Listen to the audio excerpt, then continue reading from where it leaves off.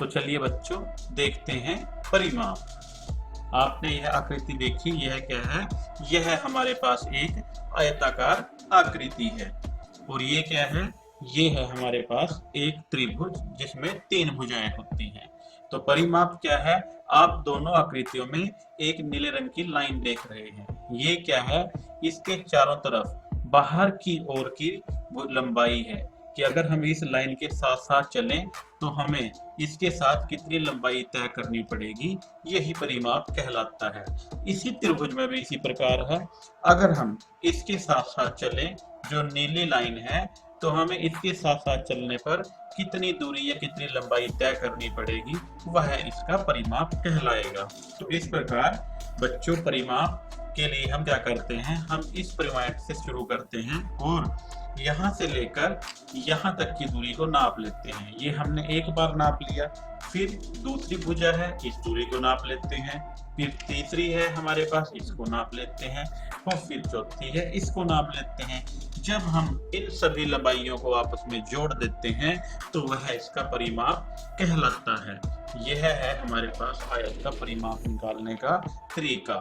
और अगर हमें किसी और आकृति का भी परिमाप निकालना हो तो उसके लिए भी हम यही प्रयोग करेंगे कि हम उसकी सभी भुजाओं की लंबाई को माप लेंगे और उनको आपस में जोड़ देंगे, वही इसका परिमाप कहलाएगा। तो परिमाप क्या है बच्चा? किसी भी 2D द्विमिमीय आकृति के चारों तरफ कहें या सब ओर के माप। अगर 4 भुजाएं हैं इसलिए हम आमतौर पे चारों तरफ कहते हैं, परंतु अधिक भुजाएं भी हो सकती हैं, तो उसकी सब ओर के माप को उसका परिमाप कहा जाता है।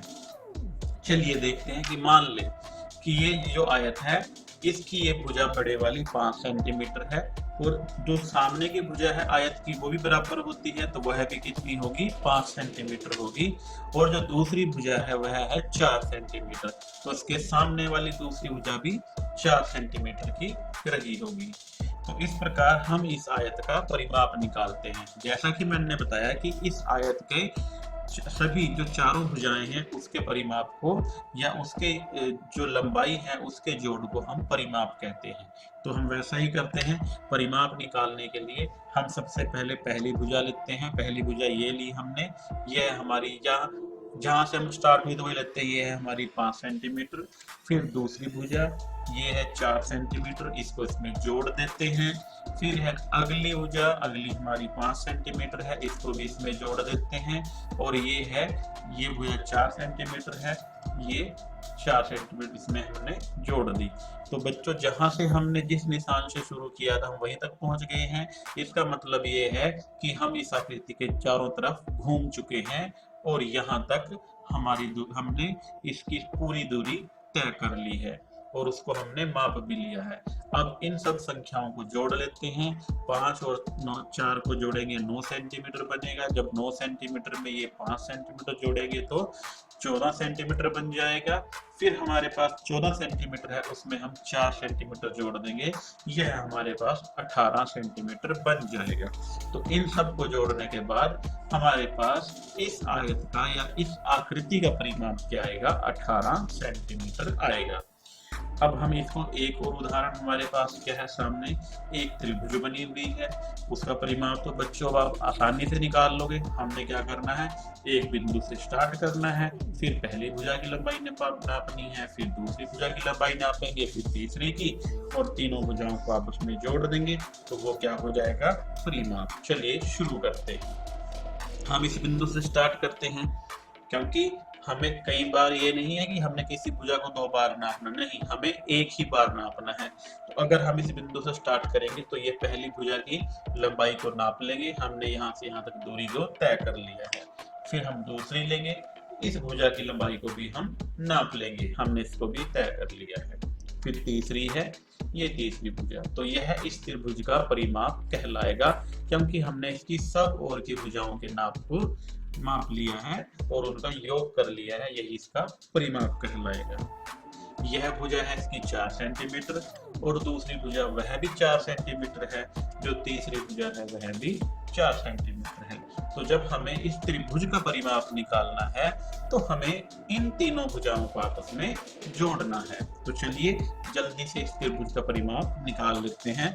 जोड़ते हैं पहली भुजा, वह भी 4 सेंटीमीटर है, फिर दूसरी भुजा, वह भी 4 सेंटीमीटर है, और इसके बाद ये तीसरी भुजा है, यह भी कितनी है, 4 सेंटीमीटर है। हमने क्या किया, त्रिभुज में 3 भुजाएं होती हैं और तीनों भुजाएं 4-4 सेंटीमीटर हैं, तो हमने इनको ले लिया है और आपस में जोड़ दिया है। जब इनको हम जोड़ेंगे तो यह आएगा 12 सेंटीमीटर। तो इस तरह इस त्रिभुज का जो परिमाप है बच्चों वह है 12 सेंटीमीटर। आगे देखिए बच्चों, हमारे पास क्या है, पहले इसकी भुजाएं गिनते हैं, 1 2 3 4 5। बच्चों इसकी भुजाएं हैं 5 और उनके हमें नाप दे रखे हैं 4 सेंटीमीटर, 5 सेंटीमीटर, 2 सेंटीमीटर, फिर 2 सेंटीमीटर और 5 सेंटीमीटर। तो हमें इस प्रकार की आकृति का अगर परिमाप निकालना पड़ जाए तो आप क्या कहेंगे, सभी भुजाओं का सब ओर का माप लेके हम उनको जोड़ देंगे, वही इसका परिमाप कहलाएगा। परिमाप निकालते हैं, लेते हैं सबसे पहले पहली भुजा, वह है 4 सेंटीमीटर, इसको ले लेते हैं, इसमें जोड़ देंगे हम। फिर दूसरी भुजा ये है 5 सेंटीमीटर, इसको भी हमने इसमें जोड़ दिया है। फिर उससे आगे हमारे पास जो भुजा है वो है 2 सेंटीमीटर, इसको दो लेते हैं, इसको भी इसमें जोड़ देते हैं, क्योंकि परिमाप तो आप सभी जानते हैं ना, सब ओर की भुजाओं का जो माप है उसको जब हम जोड़ देते हैं वही परिमाप कहलाता है। तो यहाँ पर हमने 2 सेंटीमीटर जोड़ दिया, उससे अगली भुजा भी 2 सेंटीमीटर है, उसको भी इसमें जोड़ देंगे। फिर अंत में जो भुजा है वह है 5 सेंटीमीटर, इन सबको जोड़ देंगे और जोड़ने के बाद देखते हैं परिमाप क्या आएगा। जब 4 और 5 को लेंगे, 4 और 5 हमारे पास 9 थे, 9 में 2 जोड़ेंगे 11 और 2 13, 13 में जब 5 जोड़ेंगे तो 18, तो हमारे पास परिमाप क्या आ जाएगा इसका, 18 सेंटीमीटर। यह आपका सवाल हल हो गया और आशा है कि आपको परिमाप निकालना अच्छे से आ गया होगा। चलिए आगे देखते हैं, एक आकृति और है हमारे पास। यह हमारे पास इसकी सभी भुजाएं कितनी है, 6-6 सेंटीमीटर हैं। तो जब हमें इसका परिमाप निकालना है तो इसकी चारों भुजाओं का जो योग, चारों भुजाओं का जो माप है उसे हम जोड़ देंगे और हर भुजा का माप है 6 सेंटीमीटर, 6 सेंटीमीटर, 6 सेंटीमीटर। तो इसको हम 4 बार जोड़ देंगे या 6 सेंटीमीटर को 4 से गुना कर देंगे, तब भी परिमाप ही निकल जाएगा, क्योंकि वह भी 4 बार साइड को जोड़ने के बराबर आएगा। तो परिमाप निकालते हैं, पहली भुजा 6 सेंटीमीटर, इसको जोड़ देंगे दूसरी भुजा के साथ, यह भी 6 सेंटीमीटर है, फिर जोड़ देंगे तीसरी भुजा के साथ, वह भी 6 सेंटीमीटर है, फिर अगली भुजा लेंगे, यह भी 6 सेंटीमीटर है। इस प्रकार इसका जो परिमाप है इन भुजाओं को जोड़ के आएगा। 6 को 4 बार जोड़ेंगे 24 आएगा, या 6 चौका 24 गुना करेंगे तब भी क्या आएगा, 24 सेंटीमीटर। यह है इसका परिमाप बच्चों निकल गया है। इसके बाद कुछ आकृतियां हैं, इसमें से हमने 1-2 आकृतियां परिमाप खुद निकाल लिए है, जो पहली और दूसरी है। तो बच्चों हमने त्रिभुज का परिमाप ही पीछे आपके निकाल के 2 दफा दिखा दिया है। तो अब आप इसमें भी 4 भुजाएं हैं, इसमें भी 4 भुजाएं हैं, अगर आपको परिमाप निकालना है तो उनका परिमाप निकाल के आप अपने जो अभ्यास कार्य है वह कीजिए।